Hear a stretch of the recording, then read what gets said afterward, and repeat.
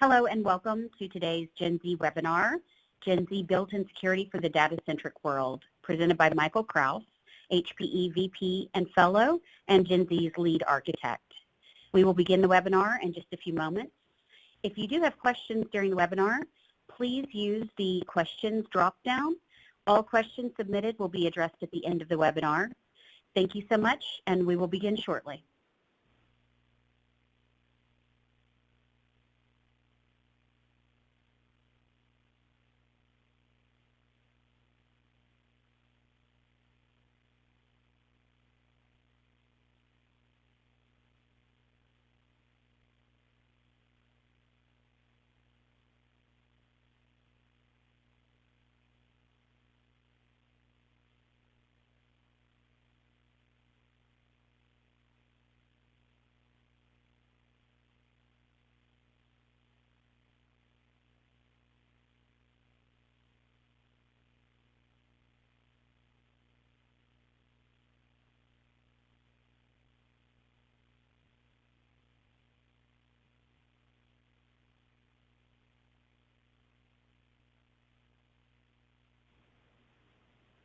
Hello, everyone. Thank you again for attending today's GENZ webinar.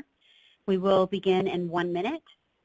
If you do have questions during the webinar, please be sure to use the question drop-down. All questions will be answered at the end of the webinar. We will begin in just a moment.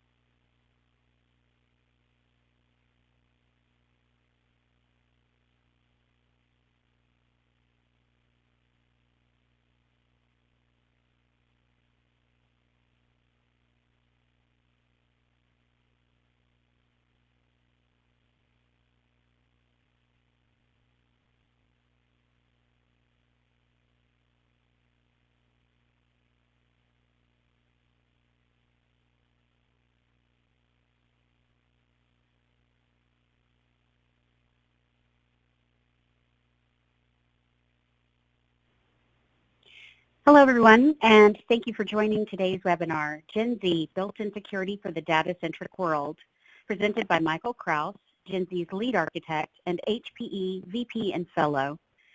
We will be taking questions at the end of the webinar. If you do have questions, please use the question drop-down option. And at this time, I'd like to welcome Michael Krause to the call. Hello, everyone. So we're going to talk about security and why it matters so much. But from the get-go, the most important thing to understand is, and I think this is, everybody probably understands it these days, is we really have a lot of data being gathered. And a lot of people are concerned about how that data is used and accessed.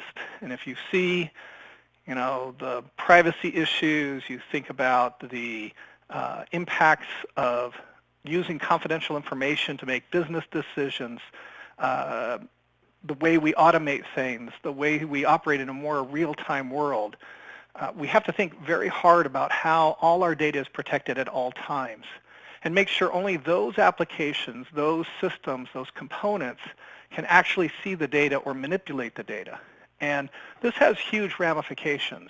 I'm going to talk a little bit about that on another slide, but you just think about today's more automated world. If you have access to information, you know, my favorite one is watching a movie or something like that where someone hacks a car and nothing flat and takes it over and, you know, does the self-driving and crashes someone into something else.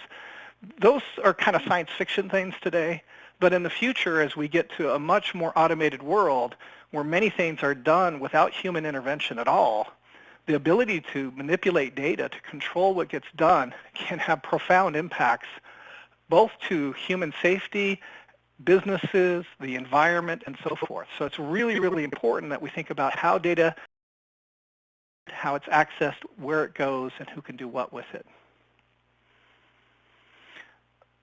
to put it a little bit more fine point on this, here are just some examples of headlines, and I chose these from some more visible ones. The things to take away from this is, people say, well, security is going to cost me performance. Security is going to cost me money. It's going to be too much for me to take on because, I'm operating on really thin margins.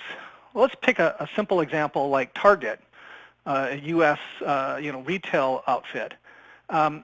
They didn't pay attention to security. They, as a company, said, we're focused on the lowest cost infrastructure. We're just not going to pay for it.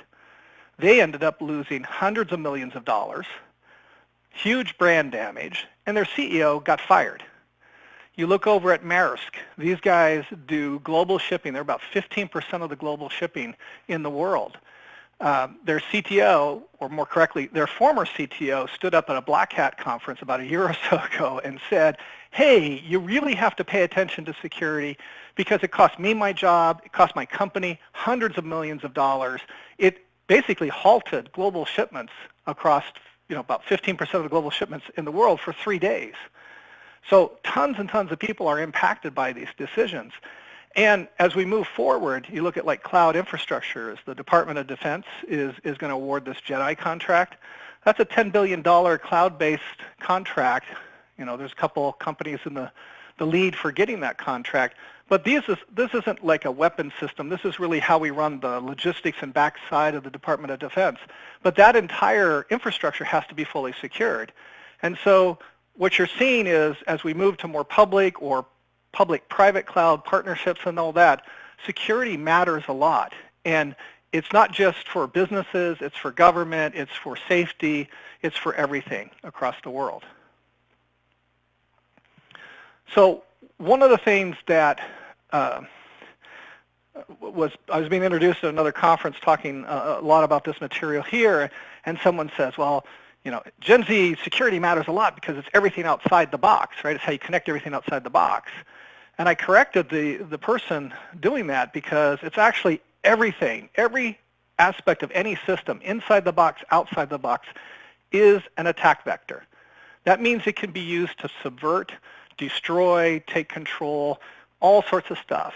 So I was talking to an engineer at one of the very large cloud providers a couple years ago, and I said, you got to protect your fans and your power supplies. He goes, oh my God, finally someone else who at least understands that. People don't understand that simply changing fan speed, perhaps turning them off, cranking up and adjusting the voltage on a power supply can do more damage than just attacking a CPU. So when we look at, or a software bug or something like that, when we look at the hardware, we have to think about how everything is connected, how we protect everything within the system, and therefore everything connected to that system, between systems and such.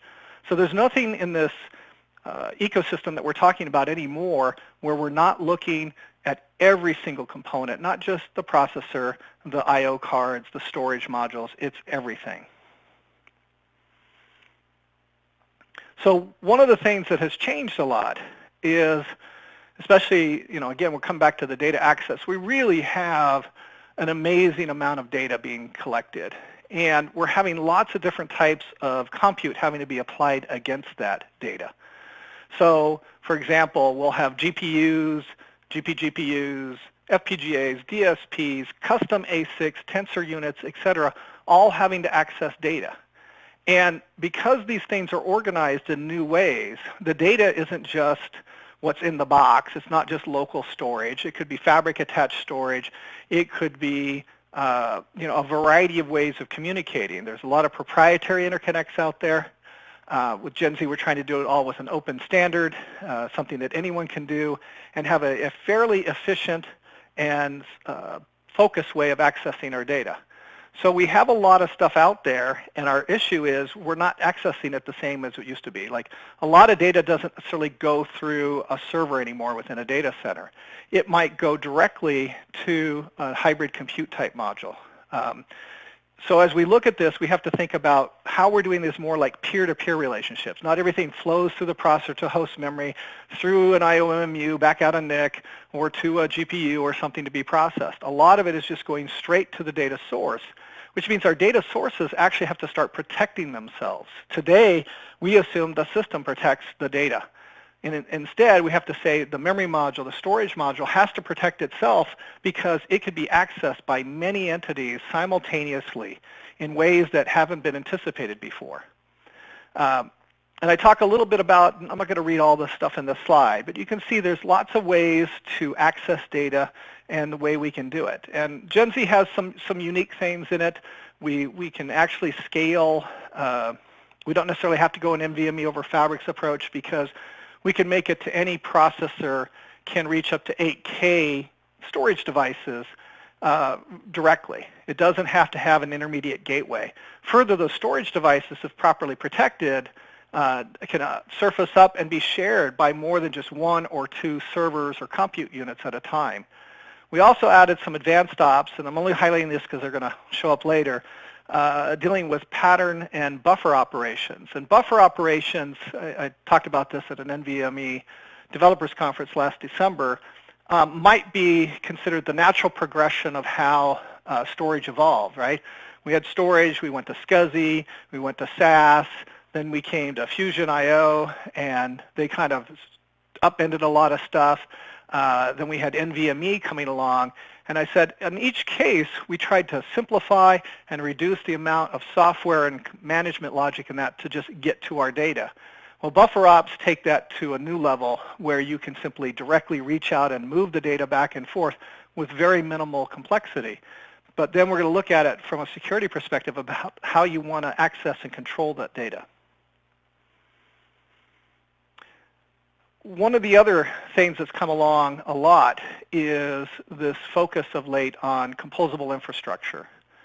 And in many respects, GENZ was designed from the start to support composable infrastructure. It was designed, actually I started with a smartphone and scaled out from there.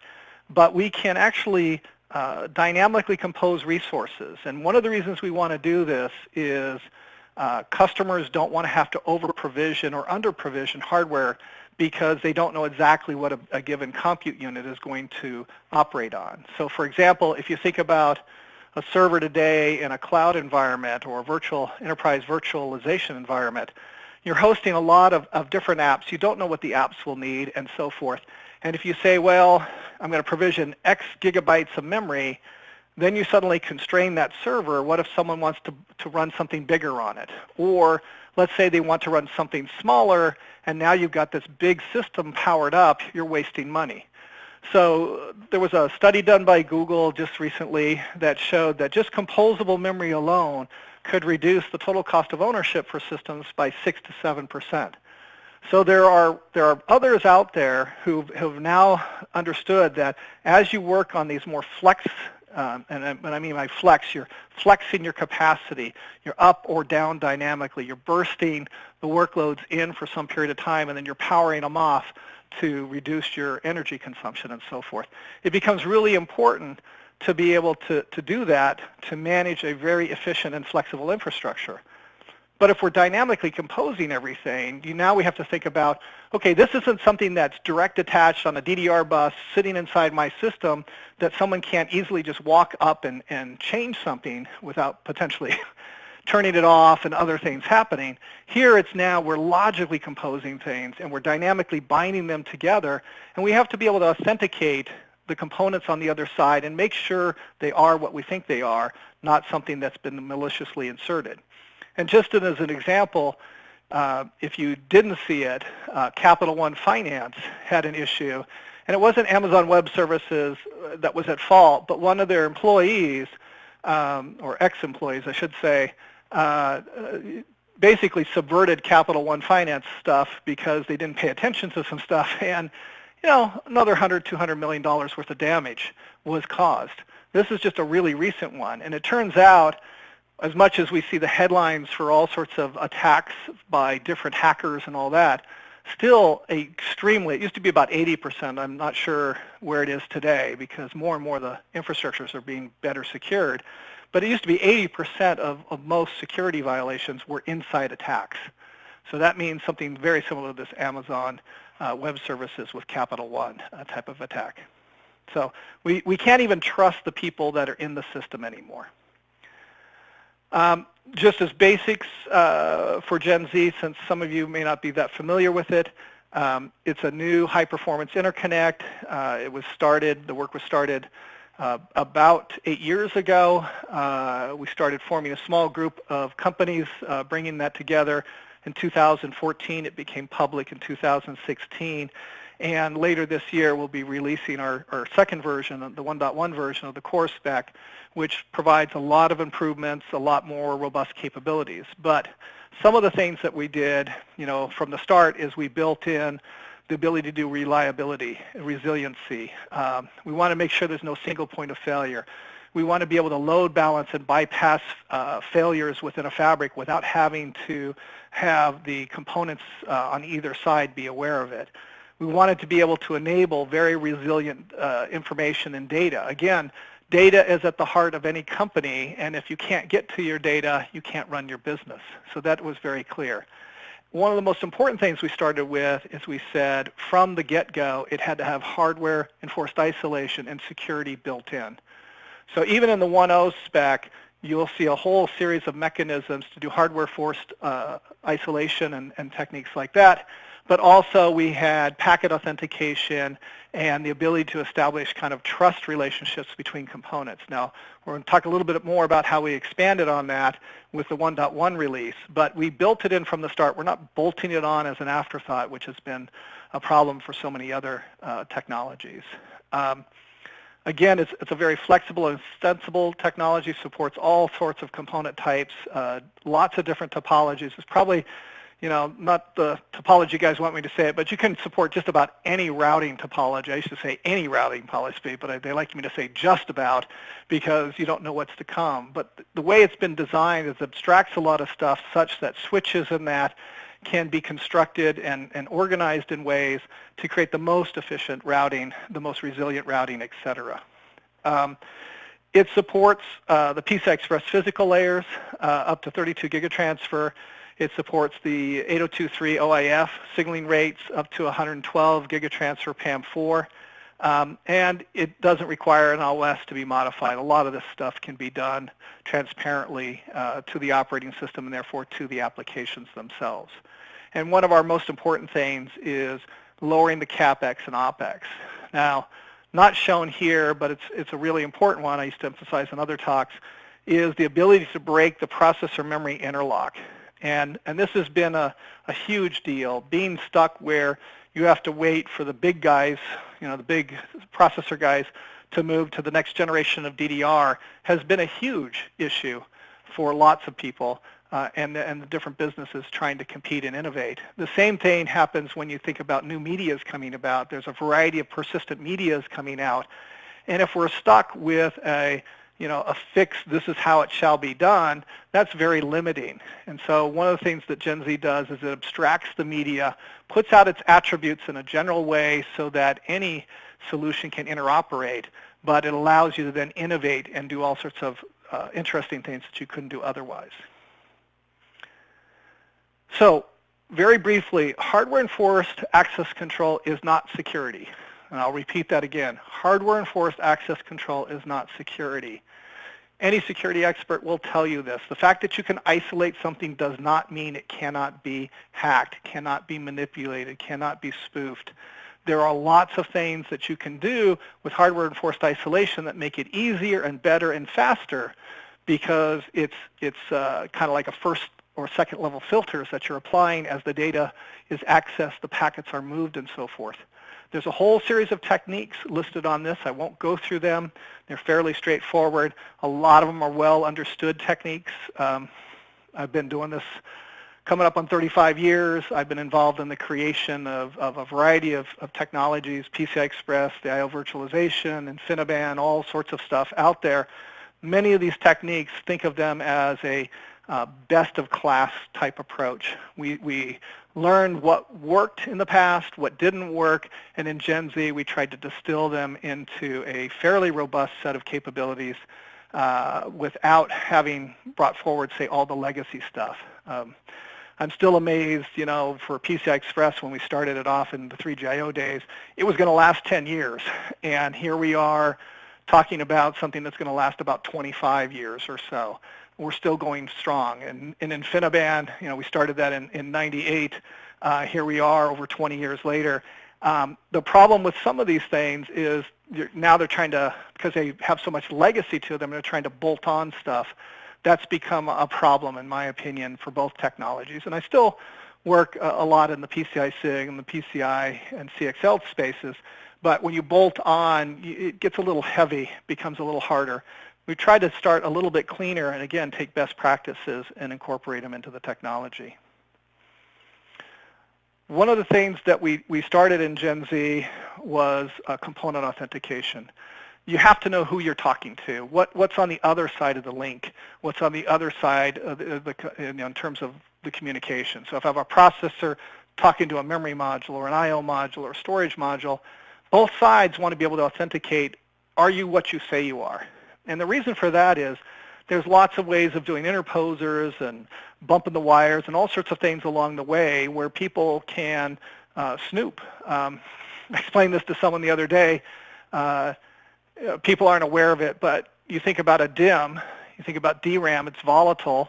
It should, you know, turn off the power, the data goes away. Well, it's a fairly well known within the security community. Just cool, you know, when you go to power it off, and then immediately cool the DIMM down to a very low, almost freezing temperature. It'll last 90 minutes. Plug it into another system and simply copy off the data. That's a known way just to extract data. If you don't build in some things like what we do with Gen Z, we have a nonce mechanism that does automatic validation of the peer. When that component came up, if it defended itself, it would say, you're not the guy who was originally that I'm talking to, therefore I'm not going to give you my data. I'm going to just shut you down. With something these like DDR, the device is dumb. It would simply say, read whatever you want. And so this is a way of extracting data that you shouldn't. So we want to be able to authenticate our components. We want to be able to ascertain in a standard way. So we started this work in Gen Z, and if you're not familiar with it, there's a technology over in DMTF, the Distributed Management Task Force, called Redfish. And this defines a standard way of constructing data objects and exchanging data objects in a way that allows you to manage components. And so we took our ideas that we had there and we said, look, these ideas are actually interconnect independent. We should make them be applicable to other interconnects. And so we started with USB Type-C authentication, which was already baked by the USB IF, already shipping in things like Apple power supplies and so forth. And it was something that, you know, from a cost perspective, everybody thought was very practical. So we said, let's build kind of this USB Type-C backward compatibility, build from that, build up these standard data objects, and allow them to be exchanged between components and support a variety of hashing algorithms and so forth to be able to do challenge response. And so we've made it to where these data objects can be exchanged over I2C, I3C, PCIe, Gen Z. We're working in PCI SIG's more public about it, but there are other, in the memory space, other industry bodies where there's work underway to be able to do this authentication in a standard way across all these industries and components. And when you think like, well, I2C, I3C, what else does that get me? Well, that gets me power supplies and fans and everything else that I showed on that prior slide. A lot of those things are wired with these out-of-band interconnects, and we now have a standard way to authenticate them all and make them work. So in the case of Gen Z, we're going to do it with MCTP over Gen Z to exchange these data objects. That's the Management Control Transport Protocol. That, again, is a DMTF standard. MCTP over PCIe is defined today. It's been shipping. There's lots of people that do it today. But we're going to be able to exchange these data objects in a standard way with a standard protocol and now have a consistent software stack, a consistent security experience for the customer. And that's going to lead to a higher quality experience, a more secured infrastructure, because now we know exactly what we're talking to.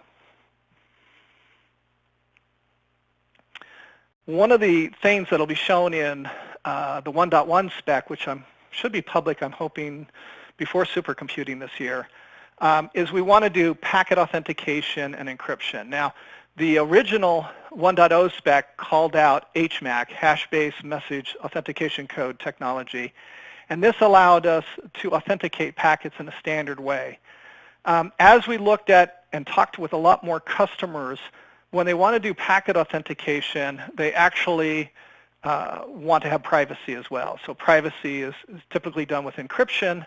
And so the industry has progressed a lot since we did that. And there's now this new technique called authenticating encryption, where you combine the two together in the same process. And this allows you to protect the packet, authenticate the packet, prevent what's called an anti-replay attack. And this is something that people, you remember in your software classes, for those that are software people, you remember the example they always said, well, we want to make sure that when someone credits or debits your credit card, they only do it once.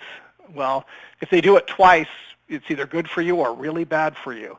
So with an anti-replay attack, you want to make sure that people don't replay transactions, packets again and again, causing silent data corruption or truly malicious behavior, right? Someone is debiting your account and taking stuff out of it. So we want to make sure that packets are seen once and only once when they're taken, when you take some action based on that.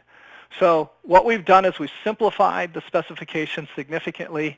We got rid of our component security structure that was used for management. We flipped everything over to the DMTF SPDM, the Security Protocol Data Management specification approach.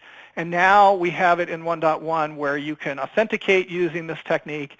And in the SPDM 1.1 spec, they'll say, here's how you establish secured sessions. And so in the 1.1 spec, we talk about how you exchange the stuff and then how you, these objects, and then how you transition from a non-secured mode to a secured mode. And you can have many security sessions going. You're not limited to like only pairwise in the sense of I can only be secured with one other component. You can have independent, completely independent, secured sessions between many different components. It's up to each component to say how many sessions does it want to support. So for example, if I'm doing a shared memory module with multiple components, multiple processors, GPUs, whatever, accessing that memory simultaneously, I will use my hardware-enforced isolation, which is in the GENZ ZMMU logic, fairly lightweight, simple way to isolate people for access permission. But I'll also make it to where, and that's important because you only want them to access the pages that they should be allowed to access, especially in a shared environment. It's the old Coke and Pepsi. Only Coke can see what Coke owns and Pepsi sees only what Pepsi owns. Now I can also make it to when I'm communicating the encrypted data exchange between Coke and the module is only Coke's. The other data that's between Pepsi and the module is only Pepsi. And so this way we can make sure that no one can spoof, no one can see things they shouldn't see. And the great thing, again, it's all specified with open standards.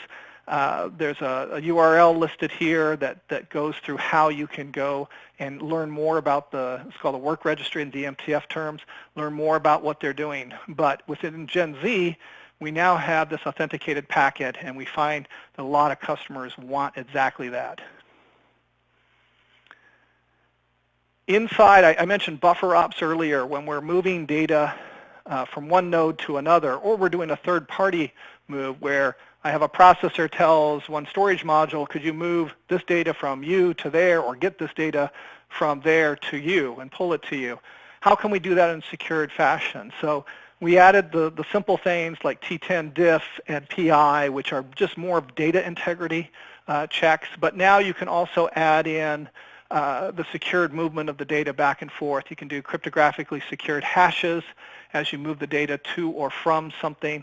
This allows you to verify that someone hasn't corrupted the data that you may have stored, or they said, you know, only trust it if it has this hash value across its value, whatever the range of data that you moved is.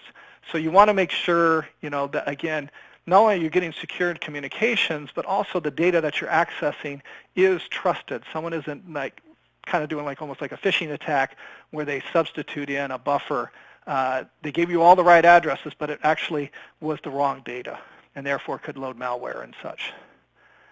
One of the other things that we added in 1.1 was emergency and planned backup. So one of the real deficiencies with what's called NVDIMM-N is that's DRAM with flash backup is the flash was always co-located on the DIMM. You had to have a capacitor or battery hookup, some way to power it and all that. You ended up with a fairly high cost part and a very complex part, and hard to cool, hard to provision and manage. One of the things that we wanted to do with GENZ is to say, look, not only do we want to just take the cost out of the memory module because those are the high volume part, but we also want to make it more flexible. And instead of having a one-to-one relationship between my memory and, say, the flash that's backing it up, I could now add in a flash module that's shared, because again, we can do shared composable infrastructure with GENZ. I can have many DRAM modules backed up by a single flash module or a set of flash modules. And in this regard, now I can share that infrastructure. I just rip all the cost and complexity out of it.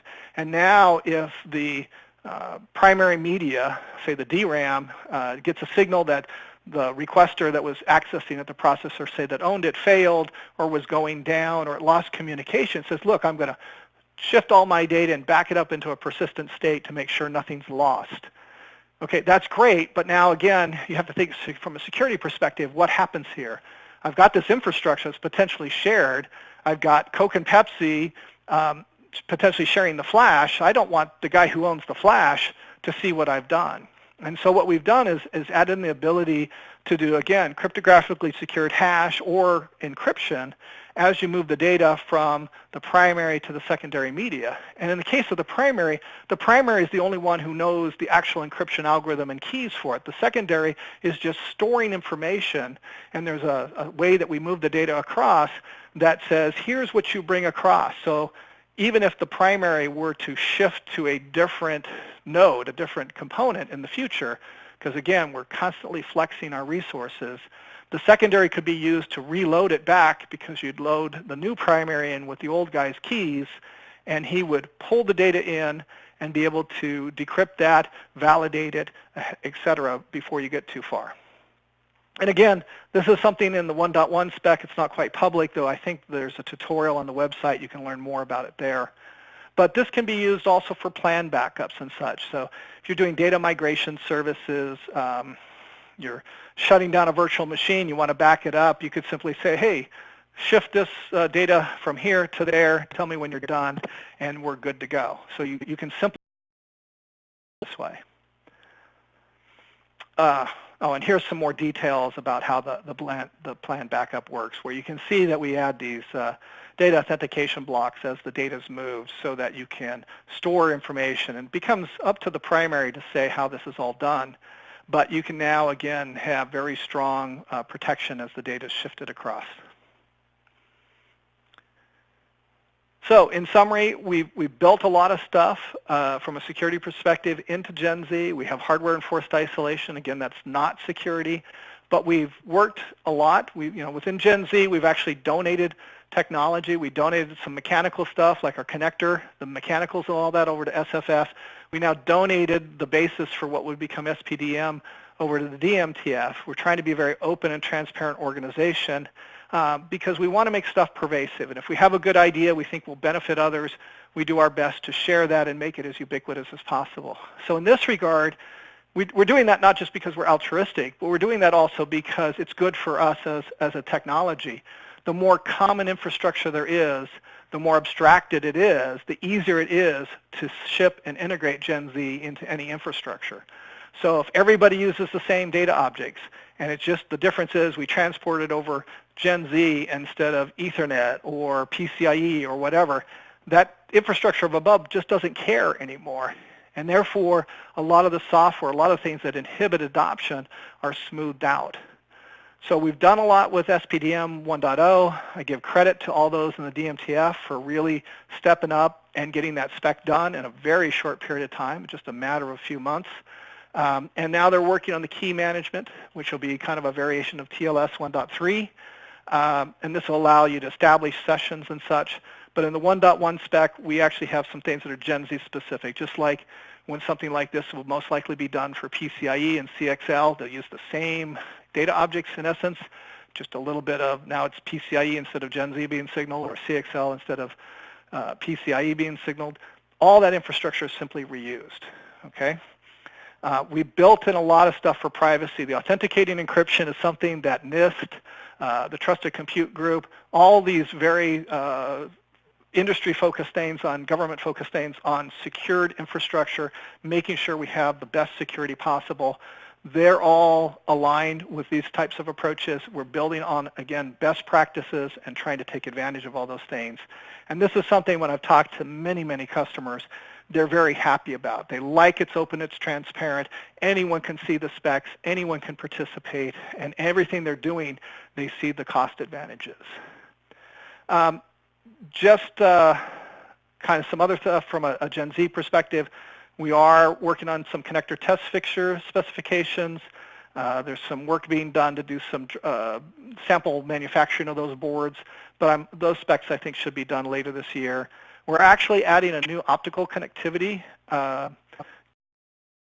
This is something that's in the Gen Z scalable connector, so it's built on top of what we donated as SFF TA1002. Gen Z specifies this optional cable for copper cables today, say passive copper cables, and making those connect for more modular infrastructures. We're adding an optical option to that because if you think about, going to 32 gig PHYs or 50 gig PHYs or 64 gig PHYs and so forth, doing that on copper becomes more and more difficult. The SI challenges, the power requirements, the cost of the infrastructure becomes more and more problematic.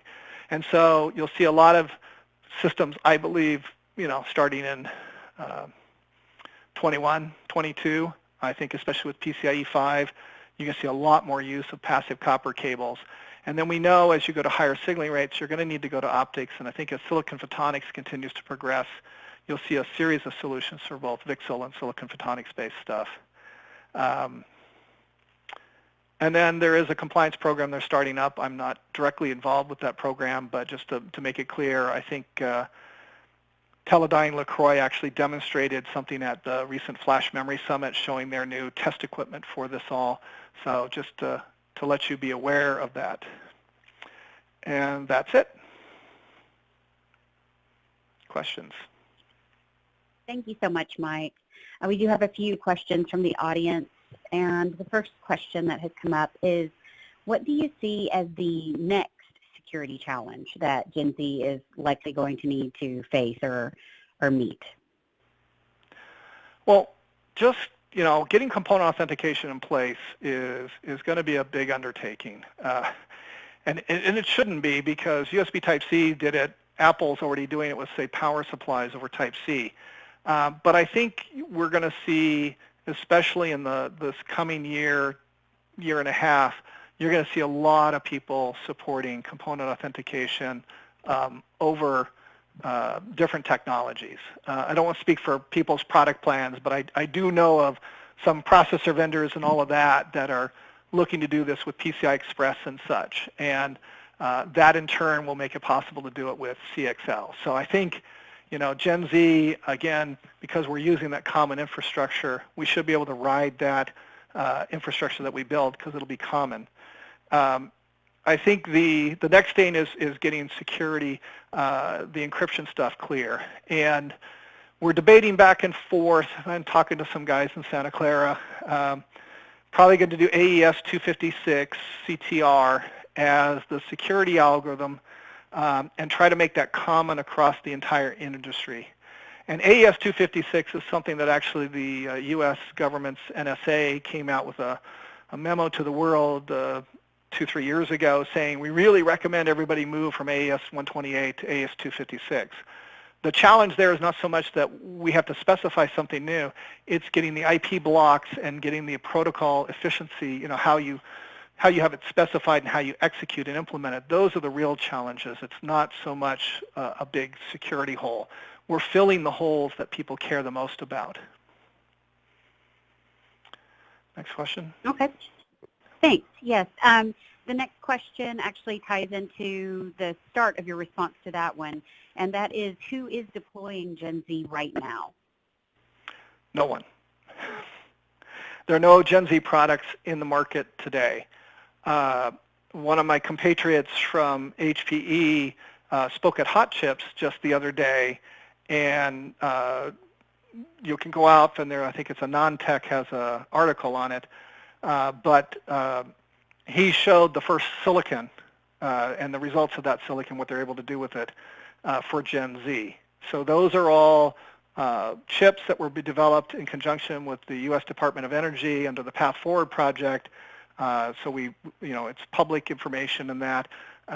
There was a switch, a 60-port switch at by4s at 50 gigs, so 60 200 gigabit links on a switch solution with integrated optics in that. They talked about a discrete bridge. That chip today is attached through PCI Express because there's not a processor available today with integrated Gen Z in it, but it's that was demonstrated. And then there are some demonstrations most recently at Flash Memory Summit where you see Smart Modular and IntelliProp did a joint 256 gig DRAM module using SFF TA1008.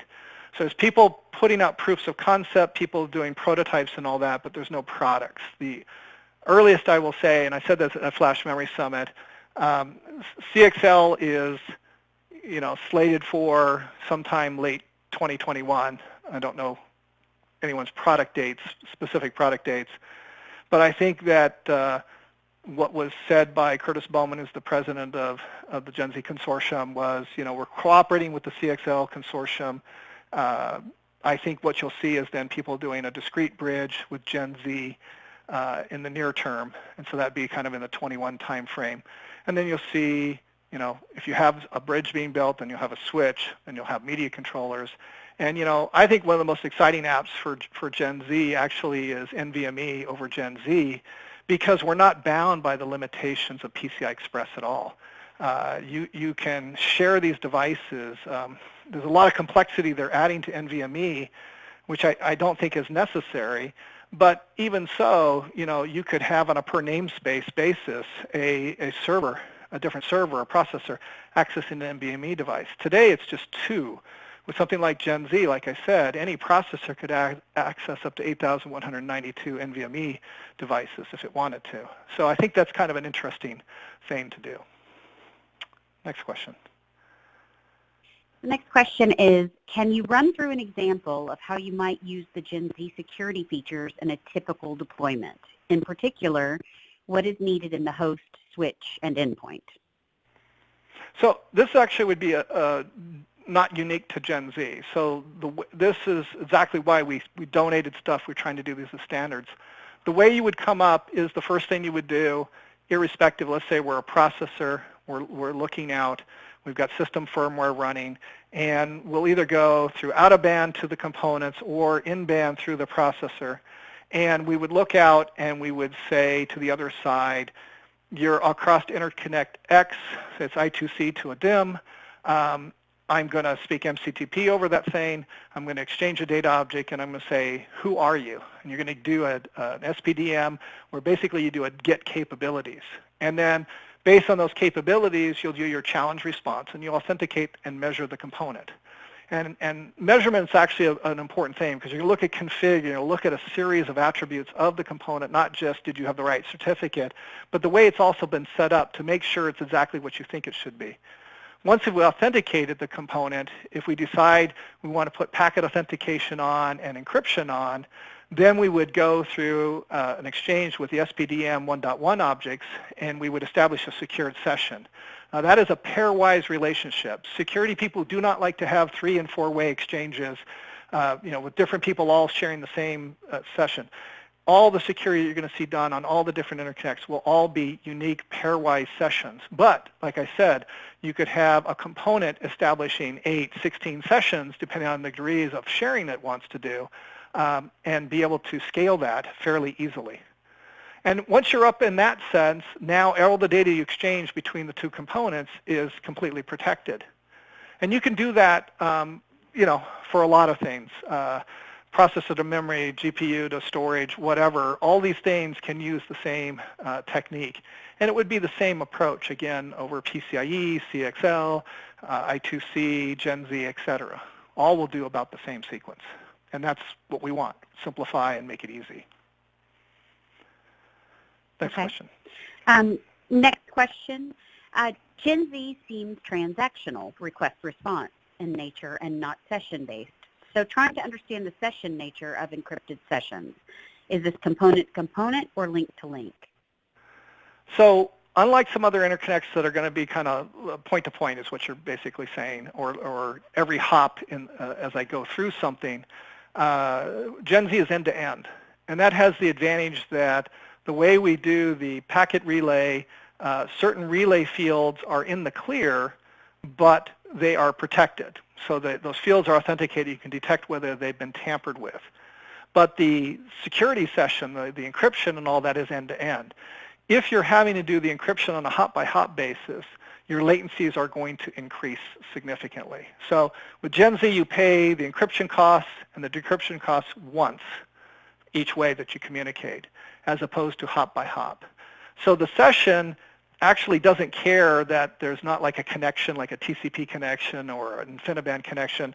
Those don't matter. You can do adaptive routing, datagram, deal with all sorts of stuff, but the session itself is logically, think of it as just a virtual wire between the two components from a security perspective. How it actually flows underneath is irrelevant from a security perspective. Next question. Great.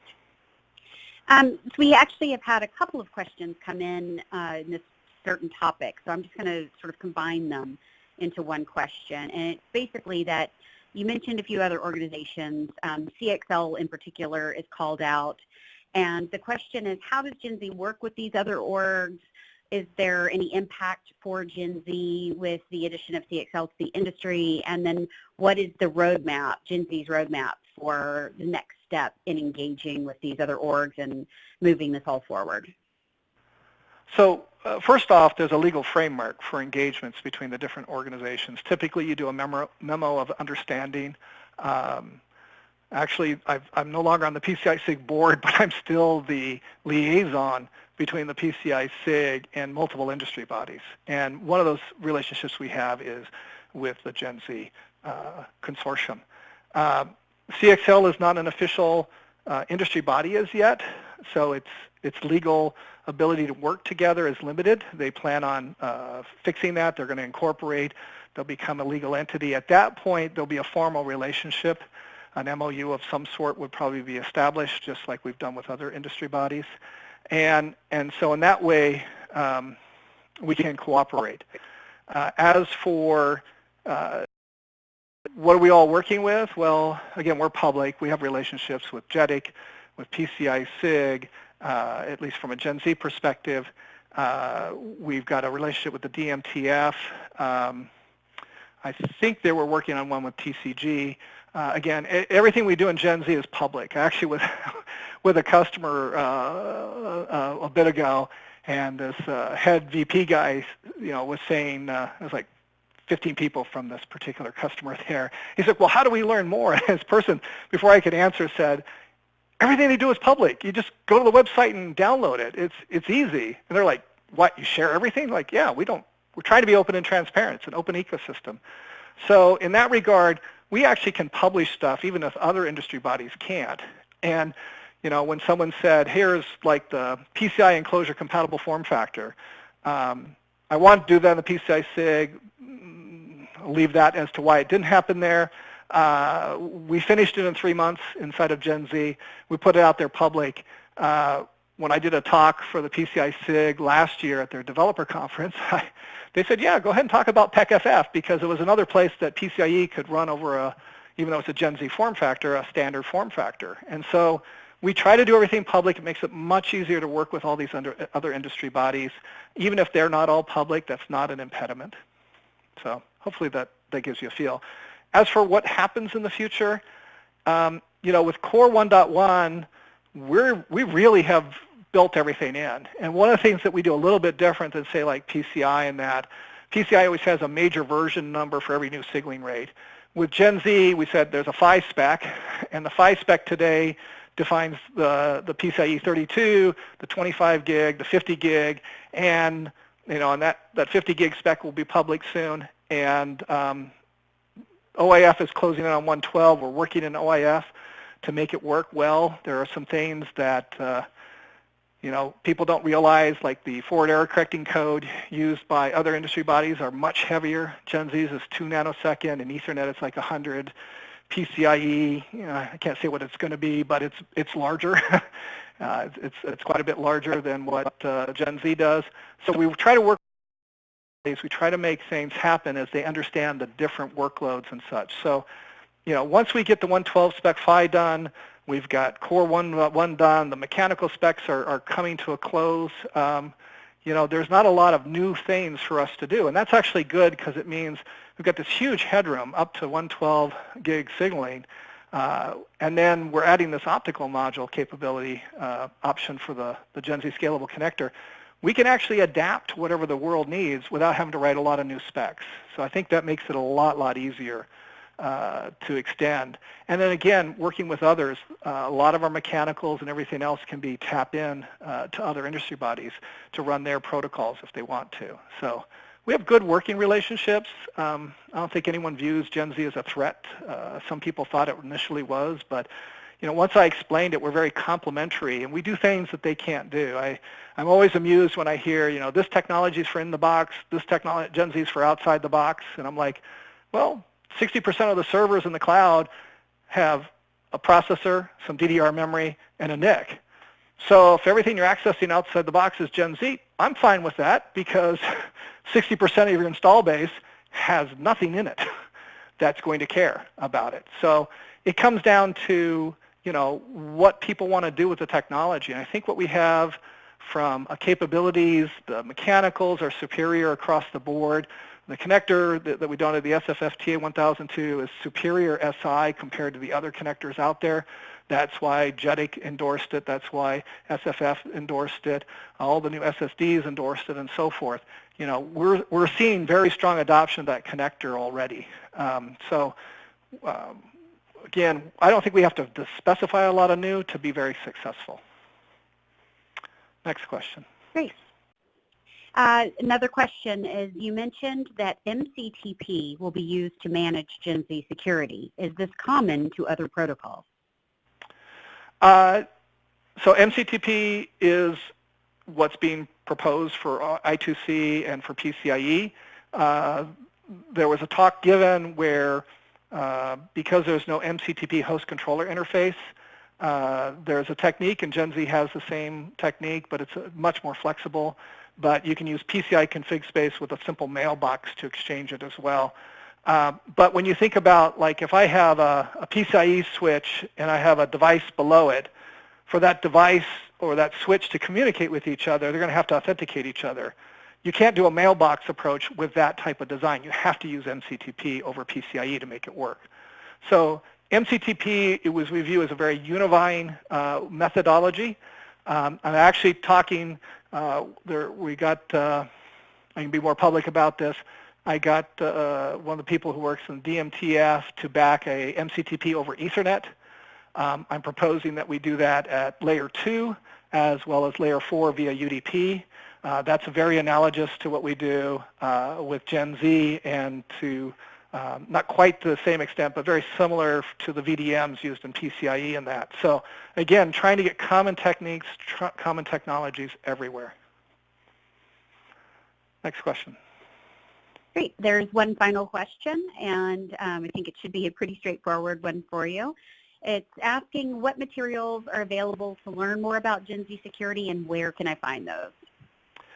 So there was a URL in the presentation about a white paper that's available on the consortium website. I and the other authors created a slight variation of it for the paper on the PCI SIG website. You can find the same concept that goes through component authentication. So that gives you a pretty good detail. The DMTF is completely open. You can look at the work registries. I gave some pointers to the SPDM stuff there to help you with that. There is a tutorial presentation with some slide notes on it on the GENZ website. And then if you have questions, you can always send them to the GENZ administrator. I don't recall exactly how they do that, but I know members can always submit questions there. And, you know, if you have questions, even if you want to reach out to me, I'm M. Krause, M-K-R-A-U-S-E, at hpe.com. I'm happy to answer them. But, again, we're open and transparent. You want to know it, we'll tell you. Okay? In that case, we did have one final question come through if you're up for it. Mm-hmm. The question is, challenge response authentication method requires data to be transferred in either direction. How will this impact the latency in an asymmetric link setup where uplink and downlink throughput are not equal? So good question. The amount of data that we're talking about moving is actually quite small. You know, depending on the hash algorithm that you choose, you know, you're talking about exchange in a kilobyte or so in each direction for the authentication. And the same thing when we do the data objects. So I think the largest data object that they've defined, and this assumes maybe you're moving like 8 certificates in a certificate chain, is maybe 4 kilobytes. So the link bandwidth is definitely not onerous at all as an issue. It doesn't really constrain you because the amount of data that you're doing in these responses are not that significant. Now keep in mind, component authentication, there are 5, and I talk about this in the paper, there are 5 phases that we do component authentication in the life cycle of a component. We do it at the point that we manufacture, say, the device. We do it at the point, we had another certificate where we authenticate the device and we put it into a module. We then take the module, we put it into a platform or an enclosure of some sort. Then we ship it someplace, and then when we get it, every time we power on, we authenticate the component again, or we come out of potentially out of a deep low power state. If we fail certain things, like I said, GENZ does this nonce protection at the link level to automatically detect if someone's substituted in during a deep low power state. We might authenticate again then. And we may authenticate also at runtime where we're going to instantiate a workload. So keep in mind, you know, even a by-4 GENZ link at 25 gig, that's 100 gigabits a second in each direction. The bandwidth is trivial in that case. And the latency end-to-end, you know, through a single switch hop to a component, you know, if you've got a really good switch, you're down, not the one that we did at Hot Chips, that was a prototype, but you should be down at about 30 nanoseconds for a good quality switch. So it's really not that difficult or onerous to do these types of things dynamically. And then, of course, the one that everybody forgets about is when you do decommissioning, you also authenticate. That's something a lot of people forgot about. But when you destroy something, you want to make sure it's destroyed so that someone doesn't come back and use an old, it's kind of like the old, I take an old birth certificate from someone who passed away, I use that to get a new social security number. You don't want to let anybody fake, so you want to make sure you authenticate when you destroy or decommission something so no one can come back later and spoof something that you thought was good before. Okay. Great. Thank you so much, Mike. We really appreciate your presentation today. For anyone that is looking for more information, please do visit the GENZ website at www.genzconsortium.org. And do follow us on social media platforms, Twitter, LinkedIn, and we also have a YouTube channel. Again, thanks so much, Mike, for participating today. Very much appreciate it. You're welcome.